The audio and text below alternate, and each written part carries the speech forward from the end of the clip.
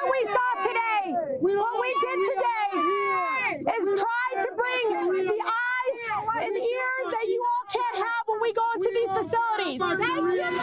And we saw that the system is still broken, and that people's human rights are still being abused. No woman should ever be locked up in a pen when they have done no harm to another human being.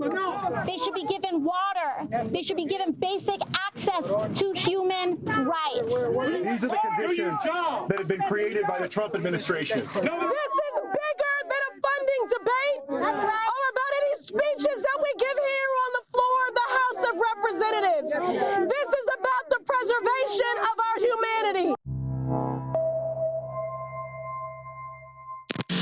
Welcome to the Real News Network. I'm Mark Steiner. It's good to have you with us. In the last few weeks, the horror of the crisis at our border with Mexico has come into the full light of day for all of America to witness. The federal government's own Inspector General report to physicians calling for on the inhumane conditions they've witnessed. We have ProPublica exposing the racist, misogynist page created by some Border Patrol agents called 1015, to the congressional representatives themselves visiting facilities and exposing the vile conditions that immigrants and children are being kept in. Congress was divided and debated funding and then passed funding for border agencies, but it was stopped because of not trusting Trump and what he would do, and Border Patrol associations and Trump, along with certain right-wing punditry, are trying to blame it all on Democrats for not funding Homeland Security in the first place. So on this July 4th weekend, approaching us all, we have to ask ourselves some serious introspective questions about what are our values of liberty, freedom, and democracy. What do they really mean? And we are joined by Vicki Gaubeca, who is director of the Southern Border Communities Coalition from Tucson, Arizona. And Vicki, welcome. Good to have you with us. Thank you for having me. So, you've been working in this field. Let me take a quick 10-second step backwards. Describe very quickly for us who you are and what your organization is. The Southern Border Communities Coalition is sort of a network of networks where we have organizations from San Diego to Brownsville, and we all come together to fight for the basic human rights for both border communities and for newcomers and visitors to our area. Unfortunately, we've seen in the last two decades just an increasing hyper-militarization of our homes and an unfortunate erosion of civil and human rights. So this has caused a huge controversy in this country, and clearly this country is divided on immigration very deeply.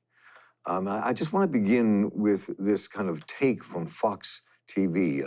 It's 5 on Fox News. Greg Gutfeld is the speaker's name, attacking Ocasio-Cortez and other people who are critiquing Baltimore detention facilities. And because this is part of what's going out there at this moment. Let's watch this before we comment. I think the bigger story, too, is how the left has this free pass to demonize anyone. We've seen accusations of child abuse directed at people who work there. She suggested that these guys might sexually assault her. She doesn't feel safe around them. These are horrible things to say about people, casually, to say them casually. But if you respond angrily, or you make criticize her, suddenly she becomes the victim.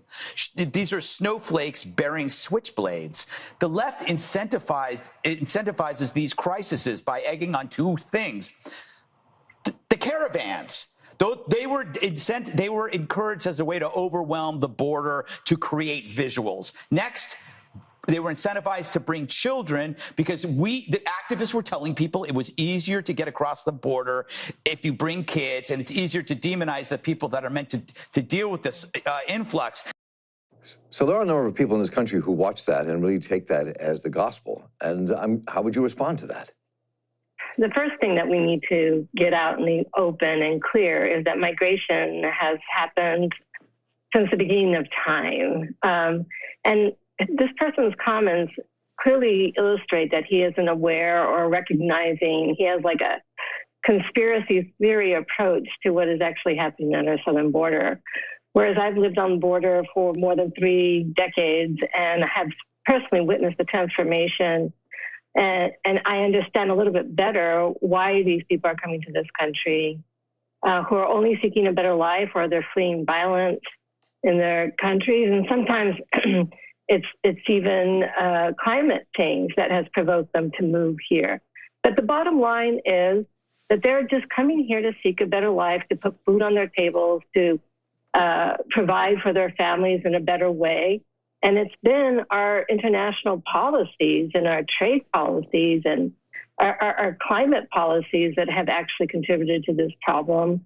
And we need to change the paradigm. We need to shift and find a better way to govern our borders, because that's what we need. The only thing that we've done in the past 2 decades is throw law enforcement resources, engaged in deterrence tactics that are simply not working. They're only creating more harm. And what we really need is a whole of society, whole of government approach to prevent this humanitarian crisis from getting any worse. So, I'm curious, this for one moment, let's talk a bit about together about what is the alternative here when you look at this. I mean, a couple of things I've been reading, I've been looking at what happened at Ellis Island all those years ago. And it would take 5 or 6 hours to put hundreds of people through a system of inspection and let them in. Well, this is not 1912 or 1907 or 1897. It's a different world. We're living in a different place. But still, people came in. They didn't have visas. They came to the border with nothing, across the ocean, and we let them in. And I was reading another article this morning just about how the new policies between human services in the cabinet and our security agencies make it more difficult to place these children who have been taking the brunt of this pain that we've seen of how they're being held in these inhumane conditions, because they cannot unite them with their family members, because that means their family members then could be arrested, and some of them can be detained and put in jail. We already have 50,000 people in prison trying to cross the borders. So I mean, so when you have these forces at work, what do you and your group and groups like you say could be the alternative to this?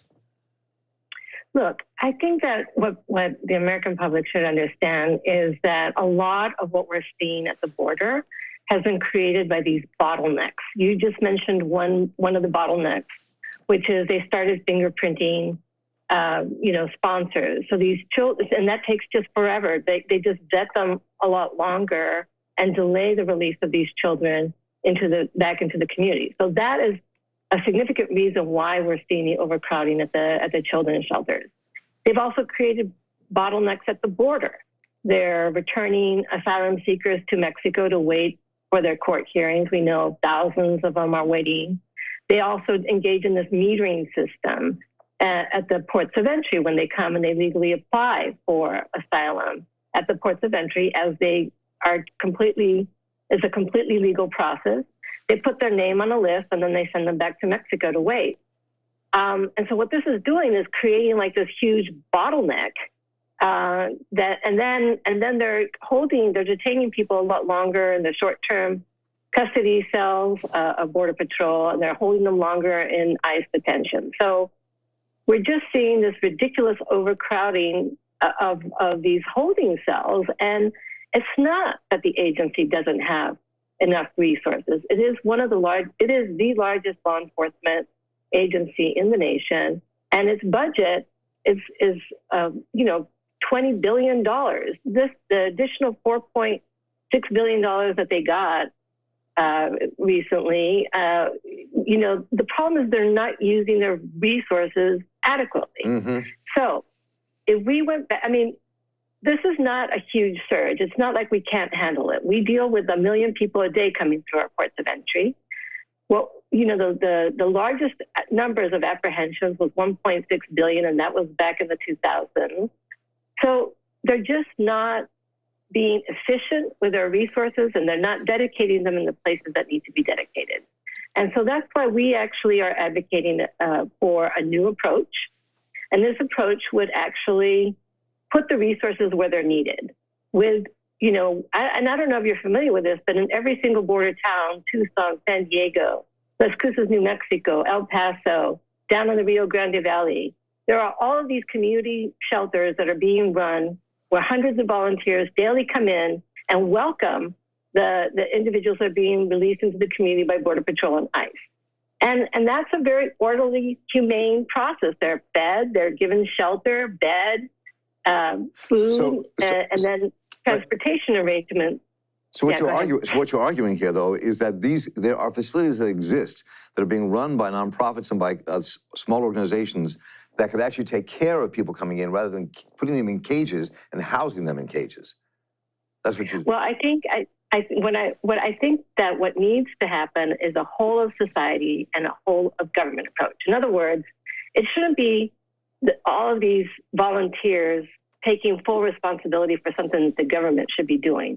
However, they're there, and they're going out every single day. So how can we combine the resources of the government and the community to ensure that these individuals have safe passage, and that they get the due process, that they have the right to make a case for asylum, or to, we also need to reform our immigration process to allow more of them in. I mean, very quickly, and I'm going to move to another topic here. I mean, if we can spend tens of millions of dollars hundreds of millions of dollars on private prison agencies to run these facilities, you could spend that same money on the facilities you're talking about, where there's humane conditions and people actually take care of people while people are having the request for asylum judged by the federal government. I mean, that's part of. I mean, that there's a different way to do this. Yes. So I want to jump to, before we come back to our congressional representatives and look at some things they said before we close, I need to come to that Facebook page, 1015, that we talked about. And I would say to our viewers here that some of what you're going to see pop up on the screen from that Facebook are pretty horrendous. And if you do not want to see some of these pictures that are very misogynist and offensive and hard to look at, then don't look at this part. Just listen to us and turn it down. If you have kids, maybe they shouldn't be in the room. But I want to talk about these. So we've seen these images come up, horrendous images. I mean, mocking the people who came across the border, talking about throwing these burritos at congresswomen, to pictures of the poor son and daughter who died and called them floaters. I've never seen floaters like this. To this horrendous picture of a forced oral sex with Ocasio-Cortez and Trump. I mean, we don't know who's on this Facebook yet, who are these 9,500 people? Are they border agents? Are they part of some right-wing group? Are they a mixture of retired and active agents? We don't know, but it's there. And on the heels of what we've seen other kind of police forces in this country put up as well. So what are your initial thoughts about this? Because part of the work you do is trying to reform that whole question of how the Border Patrol works. I think it's emblematic of an agency that has been held to very little or practically no accountability. It's a culture of cruelty that's filled with, racism and misogyny, and it really, it expresses. It's just another symptom of an agency that's out of control, and it needs to professionalize its members. And our hope is that this Facebook, the people who are posting on that, are disciplined appropriately, because I think fundamentally the bottom line, we all want a professional agency, and clearly this Facebook page shows the opposite of what a professional agency should look like. But it really does speak to this culture of impunity enjoyed by this agency as well. We work a lot with retired Border Patrol agents, and some of them have expressed skepticism that people will actually be held accountable here. And they may not be, and that's something we all have to watch very closely. When Trump was on Meet the Press with Chuck Todd on Sunday, this was he created this response. He said this response to the immigration debate, and let's just listen to what he had to say for a moment. The conditions are terrible. I agree. And it's been that way for a long time. Do something. And President Obama built the cages. Remember when they said that I built them? President Obama built, they call them jail cells. They were built. Let's talk about what's happening now. Your administration, you're not doing the recreation, you're not even schooling these kids anymore. You've gotten rid of all that stuff. We're doing a fantastic job under the circumstances. The Democrats aren't even approving giving us money. Where is the money? You know what? The Democrats are holding up the humanitarian aid. Why let the political political debate, hurt these children. They could be impacted for years. If the Democrats would change the asylum laws and the loopholes, which they refuse to do because they think it's good politics, everything would be solved immediately. But they refuse to do it. Sorry, I have a hard time watching sometimes myself. So you see this, Vicki, I'm just, this is, I mean, when it's true that some of Obama's policies were really bad when it came to immigration, and that he did build the cages. But that's not the situation we're facing now. It's how the cages are being filled, who's filling them, and how they're being managed. Exactly. I mean, one thing that he says that is correct is that they've been militarizing the border for several decades. These facilities have been here. There's more of them. There's more Border Patrol agents. There's more of everything down here. We're facing a serious hyper-militarization of our communities. However, the one place that I think, first of all, that supplemental bill was passed. They did get $4.6 billion without any accountability measures. So, and it was a bipartisan thing. However, what is needed more is more accountability measures to make sure that that money is being spent where it should be spent. I mean, only $650 million of that budget, of that $4.6 billion, is actually going to humanitarian needs such as food and consumables. So it's very necessary for us to have stronger oversight of the agency to ensure that people are treated humanely. I mean, the question that comes up for me is, how is this $4.6 billion being used, and are we actually monitoring them to ensure that it's being used in an adequate way to provide more humanitarian shelters for these individuals? So I want to close with this. We're going to hear two congresswomen, Ocasio-Cortez and Presley, critiquing the border detention facilities, because I really want to conclude with you, Vicki, just about, again, what we have to do next. There's abuse in these facilities. There's abuse. What we saw today was unconscionable. This was them on their best behavior, and they put them in a room with no running water, and these women were being told by CBP officers to drink out of the toilet. The mothers, the abuelas, the tias, the madres that I sat with, who wept openly in our arms, not even knowing our names, because of the trauma they are experiencing, and because they don't know where their children are. Keep yelling. This is very appropriate. Vile rhetoric for vile actions. Hateful rhetoric for hateful behavior. Racist words and venom for racist policies. Very apropos. I am tired of the health and the safety, the humanity, and the full freedoms of Black and brown children being negotiated and compromised and moderated. So we'll close with that in your final thoughts, Vicki. One of the things you heard, this yelling in the background, the yelling you heard were from people yelling at them that we don't want Sharia law, that we want Jesus Christ, and that's what they were yelling at. Christian values are what they were yelling at them as they were trying to talk at that press conference. But let's talk about what they said here. I mean, this is horrendous. This cannot be allowed to go on with these children being kept in these kind of conditions. And the question is, what do we do? What do we do to not allow this to happen? I think we can do a lot better than this. I think that there is sort of an intentional, deliberate mishandling of this whole situation. And honestly, I think we should take this job away from Border Patrol and ICE. We need to give this job to social workers, to medical professionals, to human rights people who will ensure that they are treated with the dignity and respect that we would all want to feel treated as. I mean, isn't that what our nation's values are based on?